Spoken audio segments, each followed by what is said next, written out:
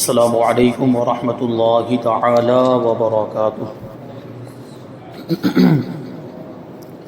نحمده ونصلي ونسلم على رسوله الكريم اما بعد فاعوذ باللہ من الشیطان الرجیم بسم اللہ الرحمن الرحیم ان اللہ وملائکته يصلون على النبی یا ایھا الذین آمنوا صلوا علیہ وسلموا تسلیما اللهم صل على سيدنا ومولانا محمد معدن الجود والكرم وآله الكرام وابنه الكريم وبارك وسلم صلاة وسلاما عليك يا رسول الله صلی اللہ تعالی علیہ وسلم۔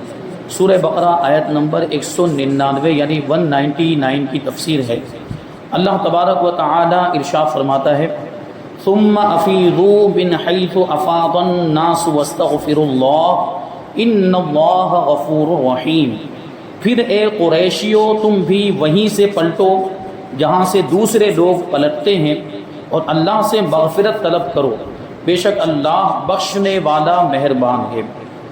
واقعہ یہ تھا کہ قریش مزدلفہ میں ہی ٹھہرے رہتے تھے اور سب لوگوں کے ساتھ عرفات میں وقوف نہیں کرتے تھے، اور جب لوگ عرفات سے یعنی میدان عرفات سے لوٹتے واپس ہوتے تو یہ مزدلفہ سے ہی پلٹ کے واپس آ جاتے تھے، یہ عرفات میں جاتے ہی نہیں تھے۔ تو اس میں وہ اپنی بڑائی سمجھتے تھے کہ ہم عام لوگوں کے ساتھ عرفات سے کیوں پلٹیں اور ہم وہاں کیوں جائیں، ہم تو مزدلفہ میں رہیں گے۔ تو یہ اپنے آپ کو بڑا سمجھتے ہوئے مزدلفہ میں ہی رہتے تھے اور وہیں سے پلٹ کر آ جاتے تھے۔ تو اس آیت کریمہ میں انہیں حکم دیا گیا کہ وہ بھی سب کے ساتھ عرفات میں وقوف کریں اور ایک ساتھ واپس لوٹیں۔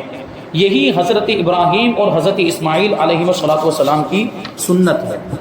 اس سے معلوم ہوا کہ اسلامی احکام برادریوں کے اعتبار سے نہیں بدلتے اور نہ ہی کسی کے رتبے اور مقام کی وجہ سے ان میں تبدیلی ہوتی ہے، بلکہ امیر و غریب، گورے کالے، عربی عجمی یعنی چاہے عرب کا رہنے والا ہو یا عرب کے علاوہ کسی دوسرے ملک کا رہنے والا ہو، سب کے لیے اسلام کے احکام برابر ہیں۔ حضرت عائشہ صدیقہ رضی اللہ تعالی عنہ فرماتی یعنی اسلام کیسا مساوات کا پیغام دیتا ہے، مساوات اور برابری کی تعلیم دیتا ہے، وہ اس حدیث پاک سے ہم کو پتہ چلتا ہے۔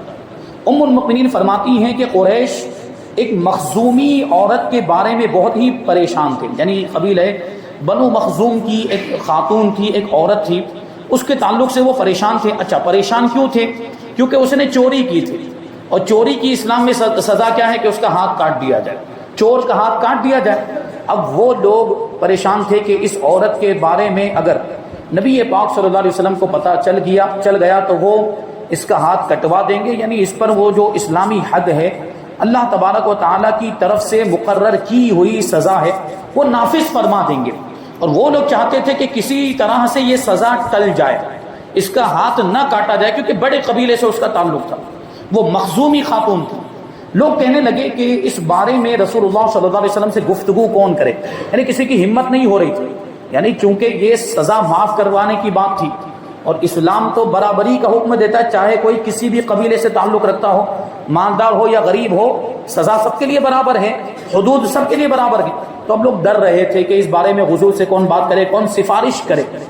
تو بعض لوگوں نے کہا کہ حضرت اسامہ ابن زید رضی اللہ تعالیٰ عنہ کی سوا ایسی جرت کون کر سکتا ہے، یعنی ہمت کون کر سکتا ہے، اور نبی پاک صلی اللہ علیہ وسلم کی بارگاہ تک یہ بات کون پہنچا سکتا ہے، کیونکہ حضرت اسامہ یہ حضور پاک صلی اللہ علیہ وسلم کے بہت قریبی تھے، اور حضور بھی آپ سے بڑی محبت فرماتے تھے، چونکہ آپ حضرت زید ابن حارثہ کے بیٹے، اور حضرت زید ابن حارثہ کون ہے؟ جن کو نبی پاک صلی اللہ علیہ وسلم نے متبنہ بنایا تھا، گود لیا تھا، وہ آپ کے منہ بولے بیٹے تھے حضرت زید، اور ان کے بیٹے ہیں حضرت اسامہ۔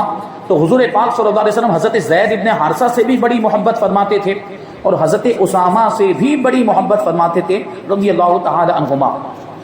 تو لوگوں نے یہ مشورہ کیا کہ حضرت اسامہ کو بھیج دیا جائے، ان کے علاوہ کون بات کر سکتا ہے، کیونکہ وہ حضور پاک صلی اللہ علیہ وسلم کے چہیتے ہیں، پیارے ہیں۔ جب حضرت اسامہ رضی اللہ تعالی عنہ نے اس بارے میں حضور پر نور صلی اللہ علیہ وسلم سے گفتگو کی تو آپ نے فرمایا کہ کیا تم اللہ تعالیٰ کی حدود کے بارے میں سفارش کر رہے ہو؟ حدود کا مطلب کیا ہوتا ہے؟ وہ سزائیں جو اللہ تبارک و تعالیٰ نے مقرر فرمائی، جو قرآن مجید میں آ گئی، جن کا حکم قرآن مجید کے اندر آ گیا، ان کو حدود کہا جاتا ہے۔ جیسے زنا کی سزا آئی ہے کہ اگر کوئی کنوارا زنا کرے گا یا کنواری زنا کرے گی تو اس کو اس کو 100 کوڑے مارے جائیں گے، اور اگر کوئی شادی شدہ زنا کرے تو اس کو سنگسار کر دیا جائے گا، یعنی اتنے پتھر مارے جائیں کہ اسی میں وہ ہلاک ہو جائے۔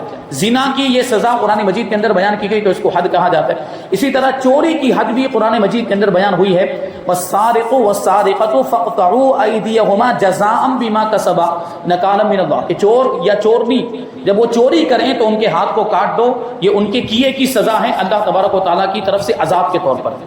تو حضور پاک صلی اللہ علیہ وسلم نے حضرت اسامہ سے فرمایا کہ تم اللہ تبارک و تعالیٰ کی حدود کے بارے میں سفارش لے کر آ گئے، یعنی وہ سزائیں جو اللہ تبارک و تعالیٰ نے مقرر کی جن کا ذکر قرآن مجید کے اندر آیا ان کے بارے میں سفارش لے کر آ گئے۔ پھر آپ نے کھڑے ہو کر خطبہ ارشاد فرمایا اور یہ ارشاد فرمایا کہ بے شک تم سے پہلے لوگ اسی لیے ہلاک ہو گئے کہ ان میں جب کوئی مالدار چوری کرتا تھا تو اسے چھوڑ دیتے، اور جب کوئی غریب آدمی چوری کرتا تو اس پر حد قائم کر دیتے، یعنی اس کو سزا دیتے تھے۔ اس طرح کا بھید بھاؤ والا معاملہ تم سے پہلے لوگوں میں چلتا تھا، اور اسی نا انصافی کی وجہ سے، برابری نہ کرنے کی وجہ سے، عدل نہ کرنے کی وجہ سے وہ لوگ ہلاک ہو گئے، برباد ہو گئے۔ پھر آگے حضور جو فرماتے ہیں وہ سننے جیسی بات ہے۔ حضور فرماتے ہیں کہ خدا کی قسم اگر محمد کی بیٹی فاطمہ بھی چوری کرتی تو میں اس کا بھی ہاتھ کاٹ دیتا۔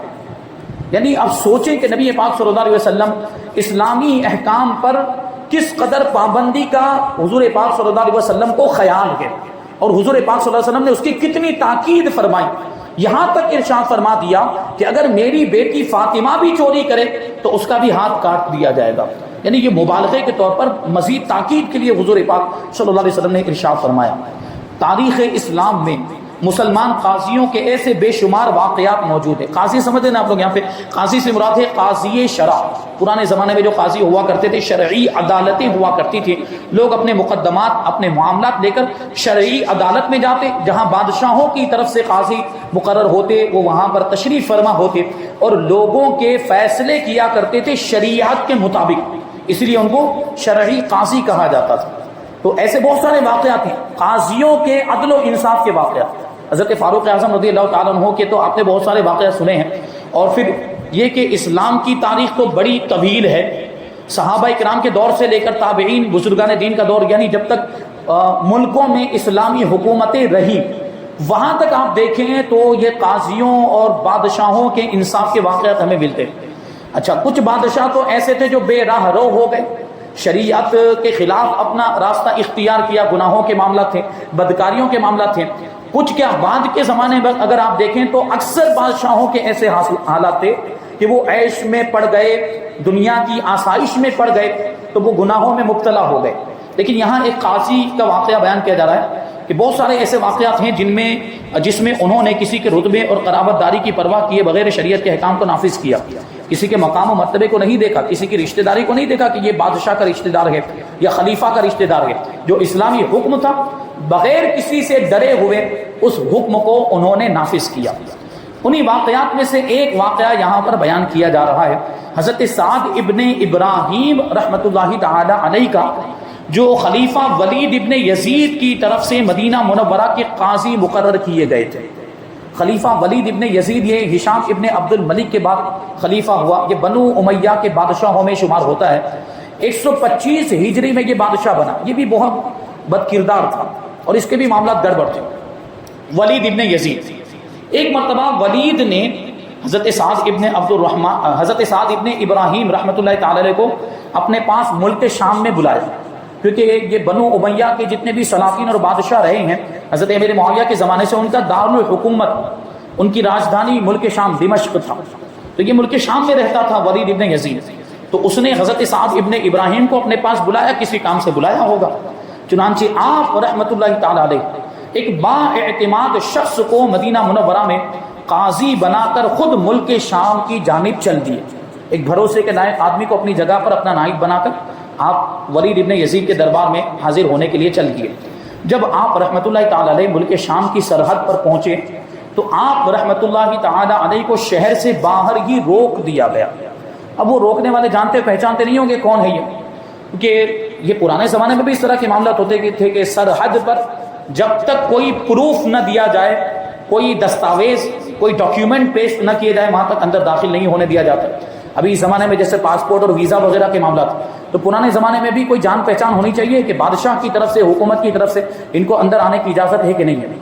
تو اب یہاں تو ان کو بادشاہ کی طرف سے بلایا گیا تھا، ولید ابن یزید نے خود بلایا تھا، لیکن وہ سپاہی جانتے نہیں ہوں گے، اس لیے حضرت سعد ابن ابراہیم کو شہر کے باہر ہی روک دیا گیا اور کافی عرصے تک آپ کو داخلے کی اجازت نہیں ملی، وہیں پر انتظار کرتے رہے.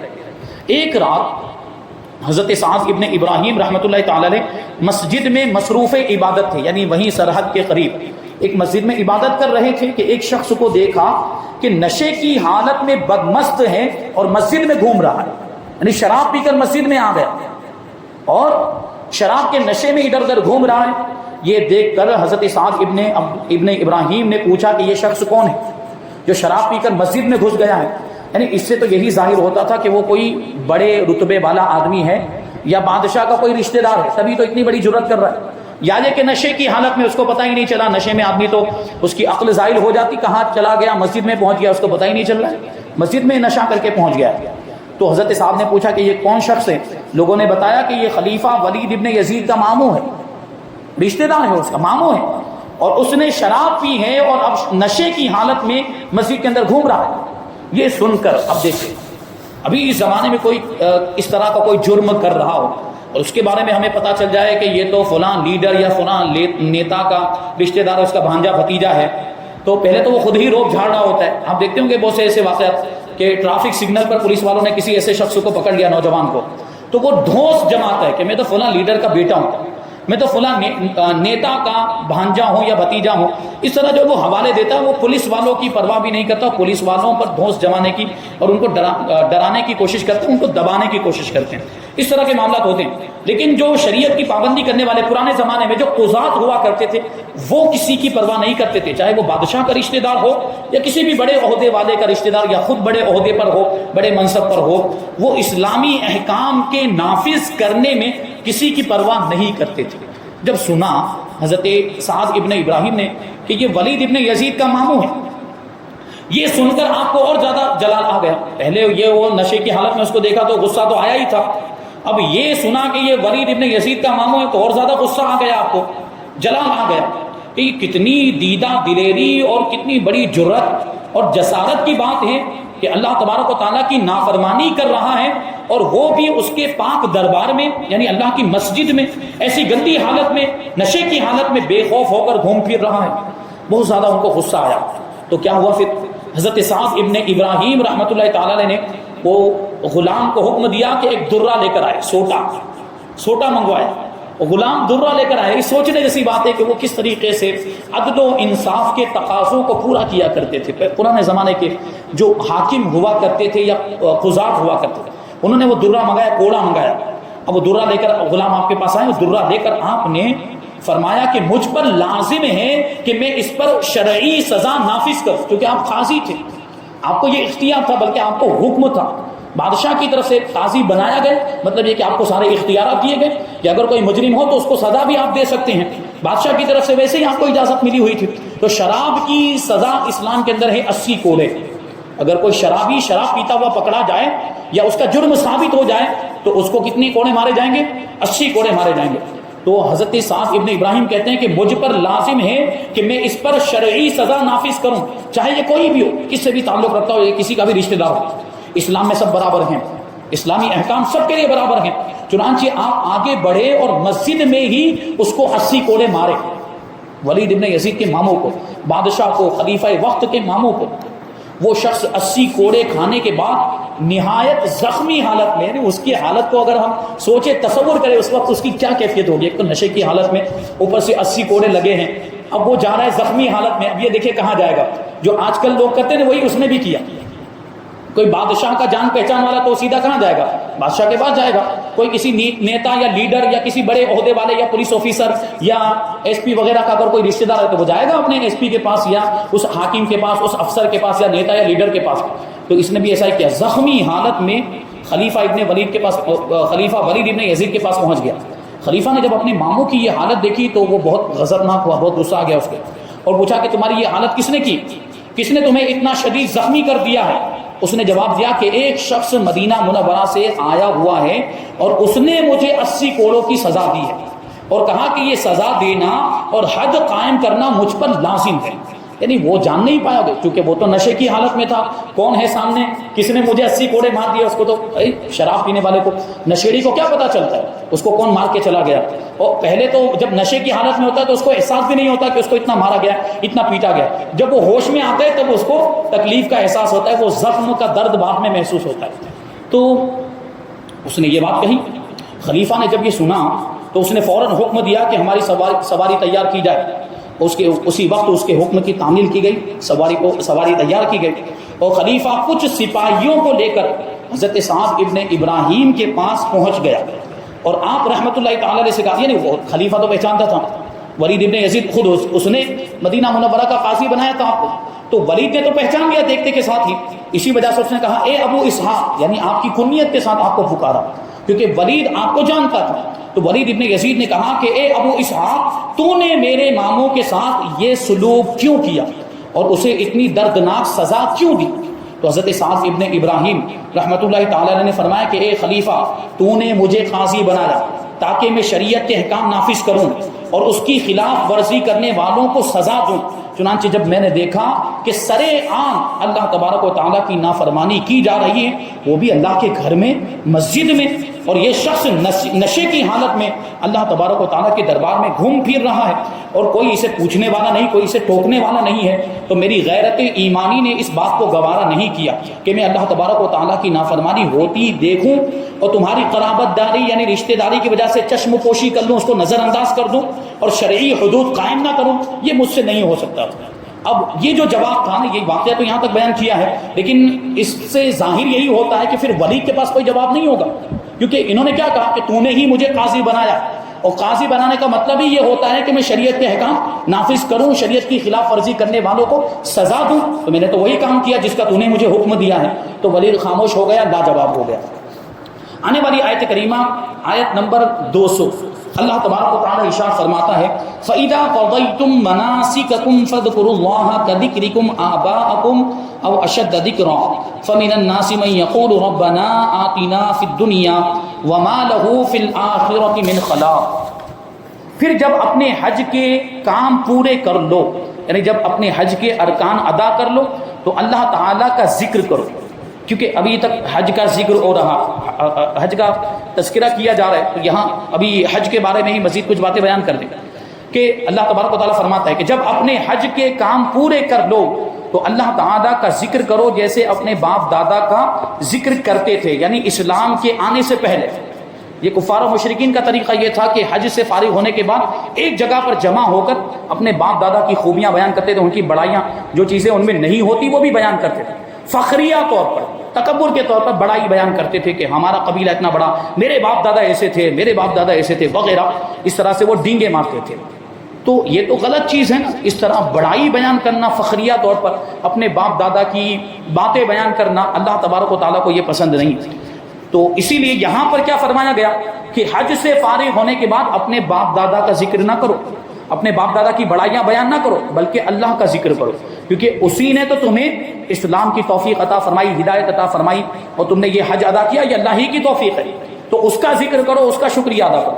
ہوتا یہ تھا کہ زمانہ جاہلیت میں عرب حج کے بعد خانہ کعبہ کے قریب جمع ہو کر اپنے باپ دادا کے فضائل بیان کیا کرتے تھے. اسلام میں بتایا گیا کہ یہ شہرت اور خود نمائی کی بیکار کی باتیں، یعنی خود اپنے آپ کو بڑا ظاہر کرنا، یہ بیکار کی باتیں، اس کے بجائے ذوق و شوق کے ساتھ ذکر الہی کرو. اس آیت سے بلند آواز سے ذکر کرنا اور لوگوں کے اکٹھے مل کر ذکر کرنا دونوں ثابت ہوتا ہے. آج ہوتا ہے کہ نہیں، وہ ذکر کی محفلیں ہوتی ہیں، ایک ساتھ میں مل کر جمع ہو کر ایک مجلس میں، ایک محفل میں لوگ ذکر کرتے ہیں، بلند آواز سے ذکر کرتے ہیں. تو اس آیت کریمہ میں بلند آواز سے ذکر کرنا ثابت ہوتا ہے اور ایک ساتھ میں جمع ہو کر ذکر کرنا ثابت ہوتا ہے، کیونکہ عرب لوگ اپنے باپ دادا کا جو ذکر کرتے تھے وہ بلند آواز سے ہی کرتے تھے. یعنی آہستہ کرے تو پھر کون سی بڑائی ظاہر ہوگی، بلند آواز سے کریں گے تبھی تو بڑائی ظاہر ہوگی. اور وہ بڑائی ظاہر کرنے کے لیے ہی فخریہ طور پر اپنے باپ دادا کے فضائل بیان کرتے تھے، یعنی بلند آواز سے بیان کرتے تھے اور مجمع میں بیان کرتے تھے، کیونکہ اکیلے تنہائی میں بیان کرنے کا بھی کوئی مطلب نہیں، ورنہ اس میں کون سی خود ستائی ہوتی، خود وہ ان کی بڑائی کا جو ہے کہ حق ادا ہوتا، اس لیے وہ لوگوں کے سامنے بیان کرتے تھے۔ اور یہ جو آنے والا جو آیت کریمہ کا جز ہے، جس میں اللہ تبارک و تعالیٰ نے یہ ارشاد فرمایا کہ لوگوں میں سے کچھ ہیں جو یوں کہتے ہیں، یعنی جب دعا کرتے ہیں تو کیا کہتے ہیں کہ اے رب ہمیں دنیا میں ہی دے دے اور آخرت میں ان کا کچھ بھی حصہ نہیں۔ یہ کافروں کی دعا کا ذکر ہے یہاں پر، کیونکہ کافر اور مشرک یہ آخرت پر ایمان ہی نہیں رکھتے۔ جب ان کا آخرت پر ایمان ہی نہیں تو آخرت کی نعمتیں کیوں مانگیں گے، آخرت کی کامیابی کیوں مانگیں گے، آخرت کی بھلائی کیوں مانگیں گے؟ تو یہ کافروں کا طریقہ ہوتا ہے کہ وہ ان کے لیے دنیا ہی سب کچھ ہوتی ہے، وہ دنیا ہی کی نعمتیں مانگتے ہیں، مال و دولت مانگیں گے، نوکر چاکر گاڑی بنگلہ یہ سب مانگیں گے، وہ دنیا، یہ کافروں کا طریقہ ہے، صرف دنیا کی چیزیں مانگنا یہ کافروں کا طریقہ ہے۔ ایمان والوں کا طریقہ یہ ہوتا ہے کہ وہ دنیا کی بھی بھلائی مانگتے ہیں اور آخرت کی بھی بھلائی مانگتے ہیں۔ ایمان والوں کا یہ طریقہ ہوتا ہے، ایمان والے تو اس طرح سے دعا کرتے ہیں۔ جو دعا آگے آ رہی بڑی مشہور دعا ہے، ایمان والے کیا بولتے ہیں جب اللہ کی بارگاہ میں دعا کرتے ہیں تو یوں عرض کرتے ہیں، ربنا آتنا فی الدنیا حسنہ وفی الآخرۃ حسنہ وقنا عذاب النار۔ یہ بہت ہی جامع دعا ہے، اگر انسان یہ دعا کر لے اور اس کے بعد کوئی دوسری دعا نہ بھی کرے تو یہی دعا اس کے لیے کافی ہو جائے، کیونکہ اس میں دنیا کی بھی بھلائی مانگی جا رہی ہے اور آخرت کی بھی بھلائی مانگی جا رہی ہے۔ اس کا ترجمہ یہ ہوتا ہے کہ اے ہمارے رب ہمیں دنیا کی بھلائی عطا فرما اور آخرت کی بھلائی عطا فرما اور ہمیں جہنم کے عذاب سے بچا لے۔ سب آ گیا نا، اس میں سب آ گیا۔ یہ دعا بڑی جامع ہے، یہ ہمیں پڑھتے رہنا چاہیے، اور اکثر ہر نماز کے اندر یہ دعا پڑھی بھی جاتی ہے، امام صاحبان پڑھتے ہیں اس دعا کو، یہ کثرت کے ساتھ یہ دعا پڑھیں۔ ابھی کبھی موقع نہ ہو، یعنی وقت نہ ہو، فرصت نہ ہو زیادہ دعا مانگنے کا، تو یہ اتنی دعا کر لیں تو انشاءاللہ تبارک و تعالیٰ یہی دعا ہمارے لیے کافی ہو جائے گی۔ بڑی مختصر سی دعا ہے، اس کو صحیح تلفظ کے ساتھ آپ حضرات سب یاد کر لیں تو انشاءاللہ تبارک و تعالیٰ یہ بڑی مفید ثابت ہوگی۔ تو آیت کے اس حصے اور اس کے بعد والی آیت میں دعا کرنے والوں کی دو قسمیں بیان کی گئی ہیں۔ ایک تو وہ کافر جن کی دعا میں صرف طلب دنیا ہوتی ہے، یعنی وہ صرف دنیا کو طلب کر رہے ہوتے ہیں اور آخرت پر تو ان کا اعتقاد ہی نہیں تھا، آخرت پر تو وہ یقین رکھتے ہی نہیں تھے، آخرت کو تو مانتے ہی نہیں تھے، جیسا کہ آج کل کے مشرکین کا بھی حال یہ ہے کہ وہ آخرت کو نہیں مانتے۔